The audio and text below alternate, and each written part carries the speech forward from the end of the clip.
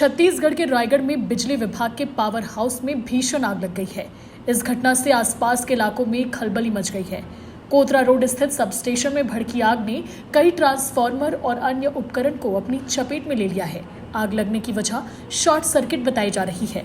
इस घटना से करोड़ों रुपए के नुकसान होने का अनुमान जताया गया है। विकराल रूप ले चुकी भीषण आग की लपेटे और धुएं का गुबार कई किलोमीटर दूर तक दिखाई दे रहा है। इसे देखते हुए आसपास के लोगों को घर खाली कराया जा रहा है। बता दें कि घटनास्थल के पास ही गजानंदपुरम कॉलोनी है। कॉलोनी के कुछ हिस्से में रहने वाले लोगों को भी मकान खाली कराया गया है। हवा की वजह से आग बढ़ने की संभावना है। वहीं मौके पर पहुंची फायर ब्रिगेड की टीम आग पर काबू पाने की कोशिश में लगी हुई है। पिछले साल ही राजधानी रायपुर के कोटा स्थित बिजली विभाग के ट्रांसफार्मर गोदाम में भीषण आग लगी थी, जिसे भारी मशक्कत के बाद बुझाया गया था। वहीं अब रायगढ़ में ठीक इसी प्रकार बिजली विभाग के पावर हाउस में आग लगी है। यहाँ भी सैकड़ों की संख्या में ट्रांसफार्मर और अन्य उपकरण मौजूद है। कहा जा रहा है कि बिजली विभाग की लापरवाही की वजह से ये हादसा हुआ है। Bureau report, CG Bhaskar.